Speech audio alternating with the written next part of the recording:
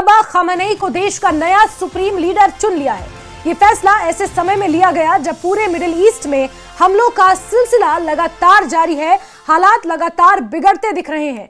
चुनिंदा उच्च स्तरीय धर्म गुरुओं की परिषद ने मुस्तबा खामेनेई का उत्तराधिकारी उन्हें चुना है और इसके तौर पर इसका ऐलान भी कर दिया है। तो ईरान से इस वक्त की ये बड़ी खबर आपको बता रहे हैं। ये बड़ा अपडेट ऐसे समय में सामने निकल कर आया है जब पूरे के पूरे मिडिल ईस्ट में हालात बेहद तनावपूर्ण है। हर तरफ से हमलों की मिसाइल्स की बौछार हो रही है और बड़ी खबर ये निकल कर आई है कि ईरान को नया सुप्रीम लीडर मिल चुका है। अली खामेनेई के बेटे मुस्तबा खामेनेई को नया सुप्रीम लीडर चुन लिया गया है। ईरानी मीडिया के मुताबिक ईरान के वरिष्ठ धर्म गुरु ने अयतुल्ला अली खामेनेई के बेटे मुस्तबा खामेनेई को देश का नया सुप्रीम लीडर चुन लिया है। इस पर ट्रंप की पहली प्रतिक्रिया भी सामने आ चुकी है और ट्रंप ने यह धमकी दे डाली है कि अली खामेनेई जैसा ही हश्र मुस्तबा खामेनेई का भी होगा, क्योंकि उनकी परमिशन के बिना यह चुना गया है। और इस वक्त की बड़ी खबर, ये तस्वीर आप देख रहे हैं, ईरान को लेकर ये बड़ा अपडेट, वॉर के बीच से आपको ये बड़ा अपडेट बता रहे हैं।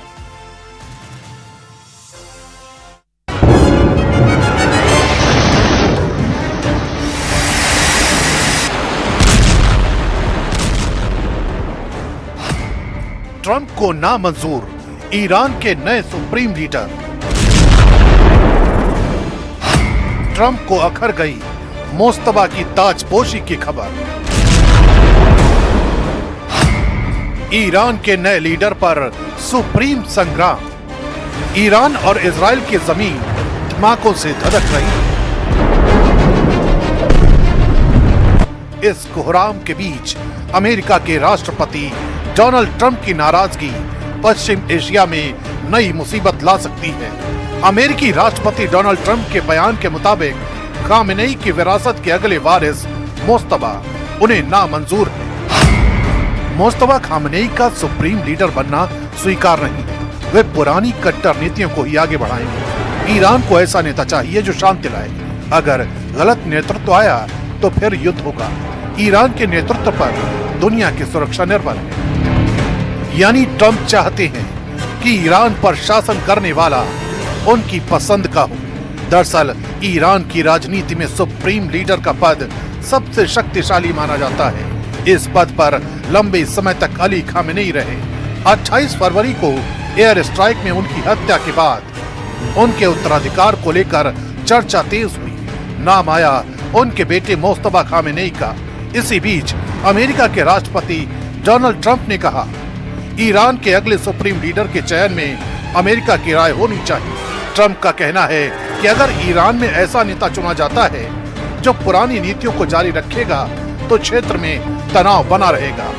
लेकिन एक्सपर्ट मानते हैं कि सुप्रीम लीडर का पद इतना शक्तिशाली है कि उसका फैसला पूरी तरह ईरान की आंतरिक व्यवस्था के तहत होता है। यही वजह है कि ट्रंप का बयान तेहरान में सीधी दखलंदाजी के तौर पर देखा जा रहा है। अब समझते हैं ईरान में सुप्रीम लीडर को चुने जाने की पूरी कहानी को। ईरान में सुप्रीम लीडर सबसे ऊपर होते हैं। उनके हाथ में अंतिम अधिकार होता है। सुप्रीम लीडर ही न्यायपालिका के प्रमुख यानी हेड ऑफ जुडिशरी की नियुक्ति करते हैं। यही न्यायपालिका प्रमुख आगे गार्डियन काउंसिल के कई सदस्यों की नियुक्ति में भूमिका निभाता है। गार्डियन काउंसिल चुनावी उम्मीदवारों की जांच करती है और संसद के अलावा राष्ट्रपति चुनाव की वैधता तय करती है। इसके साथ ही असेंबली ऑफ एक्सपर्ट नाम की संस्था होती है जिसके 88 सदस्य चुने जाते हैं और वही सुप्रीम लीडर का चुनाव करते हैं। यानी राष्ट्रपति और संसद चुनी हुई संस्थाएं हैं, लेकिन सत्ता का अंतिम नियंत्रण सुप्रीम लीडर के पास ही रहता है। ईरान में सुप्रीम लीडर की ताकत यही खत्म नहीं होती। संविधान के मुताबिक यही पद देश की सेना और रणनीतिक संस्थाओं का सर्वोच्च कमांडर होता है। यानी IRGC समेत सैन्य बल सीधे सुप्रीम लीडर के अधीन रहते हैं। रक्षा नीति, परमाणु कार्यक्रम और विदेश नीति की अंतिम दिशा भी वही तय करता है। सुप्रीम लीडर ही युद्ध या शांति से जुड़े फैसलों को मंजूरी देता है और जरूरत पड़ने पर जनमत संग्रह कराने का अधिकार रखता है। इतना ही नहीं, अगर राष्ट्रपति देश के हितों के खिलाफ काम करता हुआ माना जाए तो उसे पद से हटाने की प्रक्रिया भी सुप्रीम लीडर की मंजूरी से ही आगे बढ़ती है।